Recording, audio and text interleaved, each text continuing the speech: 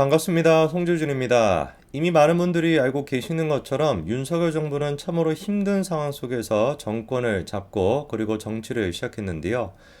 근데 이제 뭐 다행스러운 거는 요즘 나오고 있는 여론조사 결과를 봤을 때 민주당과 국민의힘의 지지율 격차가 드디어 뭐 10% 이상 이렇게 벌어지고 있고 서울이 됐거나 경기권이 됐거나 민주당이 폭망하고 있다라고 하는 여론조사가 나오고 있다라는 게 참으로 정말 다행스러운 일이죠. 아무래도 이제 그 개딸들을 중심으로 해가지고 워낙에 이재명의 지지층이 견고하다 보니까 이재명을 구속시키기는커녕 아예 그냥 당대표직에서 사퇴시키는 것도 힘든 거 아니냐 이런 평가가 있었는데 드디어 이제 조금씩 여론조사가 정상적으로 나오고 있는 것 같습니다. 지금까지 민주당이 세 번의 중요한 선거에서 대패를 했었죠, 그렇죠? 재보궐선거부터 시작해가지고 대선 그리고 지방선거까지 중요한 세 번의 선거에서 대패를 했었고 그 대패를 할 때 당시의 여론조사 결과가 지금 나오고 있다 보니까 요 상태로 유지가 된다면 불과 뭐 얼마 전까지만 하더라도 야 이거 진짜 이렇게나 이재명에 대한 사법 리스크가 대한민국에서 현존할 수 있는 모든 범죄 혐의가 다 드러났음에도 불구하고 이거 총선에서 우리가 대패하는 거 아닌가라는 생각이 들었는데 이제 좀 우리가 숨통이 좀 놓이는 것 같습니다. 근데 이제 우리가 그럼에도 불구하고 아직 그 남아있는 과제가 많이 남아 있습니다. 이렇게나 윤석열 정부가 힘든 상황 속에서 정치를 할 수밖에 없었던 배경, 바로 문재인 정부 5년 동안 싸질러 놨던 게 너무 많기 때문이고 그 싸질러 놨던 것이 적폐로 자리 잡아가지고 얼마나 이게 뿌리 깊게 썩어 있었습니까? 그리고 이거를 우리가 도려내려고 하더라도 도려내는 게 쉽지가 않았어요. 도려내려면은 이 칼이 참으로 이게 잘 들어 있어야 되는 것인데 그걸 이제 무디게 만들고 아예 그냥 녹슬게 만들었던 게 뭐였습니까? 대한민국의 사법부였던 것이죠. 사법부에 대한 개혁이 돼야 그래야지 사실상 문재인 정부의 적폐를 전부 다 도려내고 근본적인 어떤 개혁을 이뤄낼 수가 있는 것인데 9월 달에 이제 김명수 체제가 무너지게 되죠. 그 전까지 남아 있었던 모든 적폐들도 9월 달부터 시작해가지고 우리가 전부 다 도려내야 될 겁니다. 오늘 제가 영상을 통해서 말씀드리고자 하는 것도 사실상 대한민국 사법부가 얼마나 썩었는지를 보여줄 수 있는 대표적인 케이스다라고 말씀드릴 수 있을 것 같은데요. 여러분 그 김태우 전 수사관 알고 계시죠, 그렇죠? 문재인 정부의 비리 수십 건을 터뜨렸던 사람, 공익제보를 했던 사람, 그게 바로 김태우 전 수사관이었습니다. 그런데 놀랍게도 김태우 전 수사관이 폭로했던 거를 가지고 기밀 누설이다라고 하는 혐의로 검찰이 기소를 했었고요. 그 결과 어떻게 됐었는지 다 기억이 나실 겁니다. 2021년도에 1심 유죄 판결이 나왔었어요. 그러니까 기밀 유죄에 대해 가지고 법원이 유죄라고 인정을 해줬었고요. 2021년도에 유죄 판결이 나오고 그 이후에 김태우 전 수사관 같은 경우는 강서구청장으로 당선이 되게 됩니다. 그래서 구청장으로서 활동을 하게 되는데 1심 판결이 나오고 난 뒤에 2년이 지나고 23년도에 올해였죠, 그쵸? 놀랍게도 김태우 전 수사관에 대한 대법원 확정 판결이 나왔습니다. 유죄 확정 판결이 나왔고 결국에 어떻게 됐습니까? 구청장 측에서 잘리게 되었죠.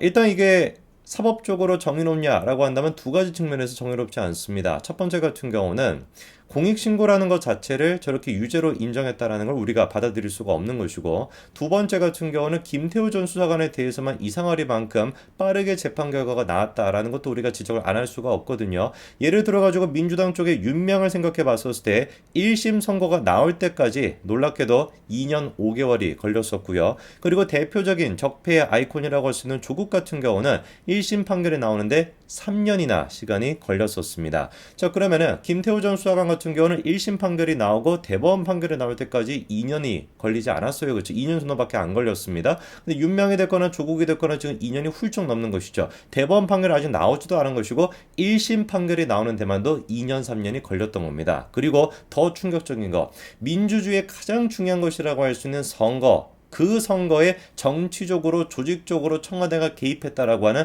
상상도 할 수 없는 끔찍한 사건이라고 할 수 있는 이른바 울산시 선거 개입 사건 기억나시죠? 그쵸? 이거 아직까지도 1심 판결이 안 나왔습니다. 얼마나 시간이 걸렸는데요? 3년 7개월이 지났음에도 불구하고 아직까지도 1심 판결이 안 나왔습니다. 이거를 과연 우리가 정의롭다라고 할 수 있을까요?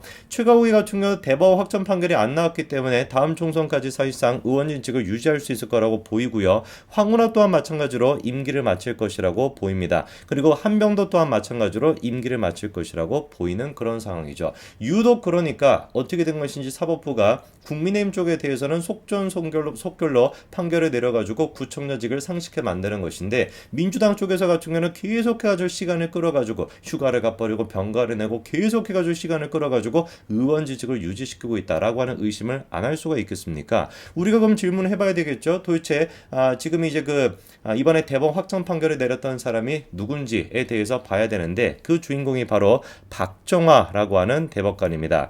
이 박정화가 어떤 사람이냐? 그냥 한마디로 정리가 될 것 같아요. 우리법연구회 소속입니다. 판결을 내릴 때 어떤 내용이 나왔는지를 보니까 이렇게 얘기하고 있습니다.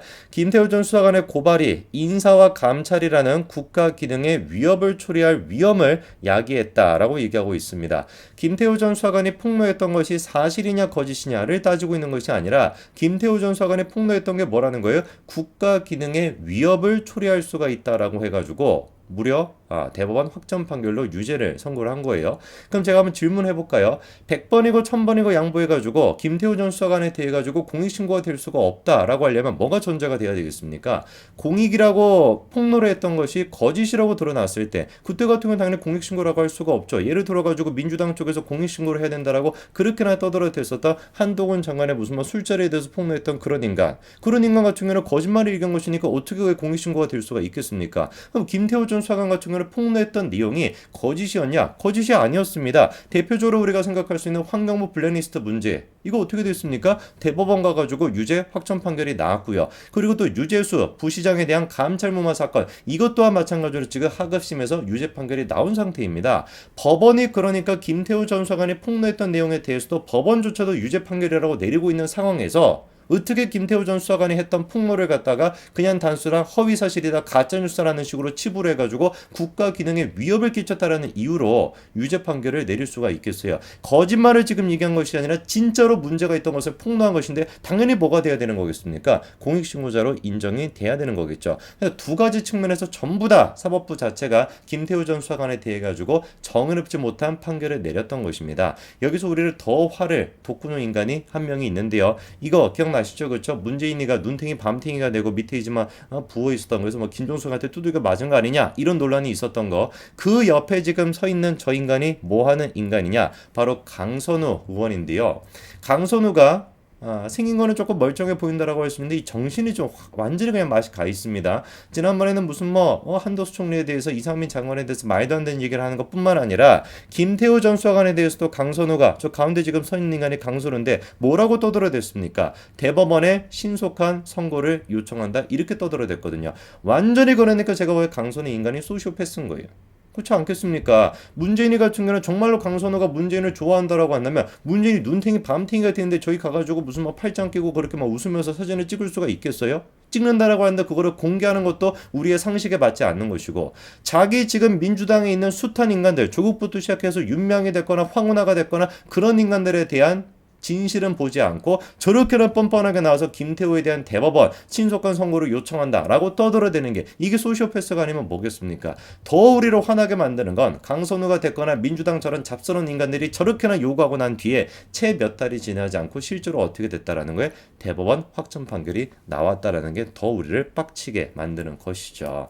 드디어 이번에 그래서 윤석열 정부가 되고 한동훈 장관을 통해 가지고 김태우 전 수사관에 대한 사면 얘기가 나오고 있고, 선거에 다시 출마하겠다 이런 얘기도 나오고 있는데, 이번에 이제 그 사면 얘기가 나오면서 추가적으로 공개된 내용을 보니까 이것도 좀 빡치는 얘긴데요. 대법원 판결이 나오기 사흘 전에 국민권익위원회에다가 공익신고자 책임 감면 조치를 김태우 전 수사관이 요청했다라고 해요.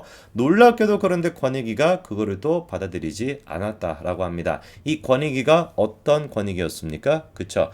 전현희가 이끌고 있었던 권익위였죠.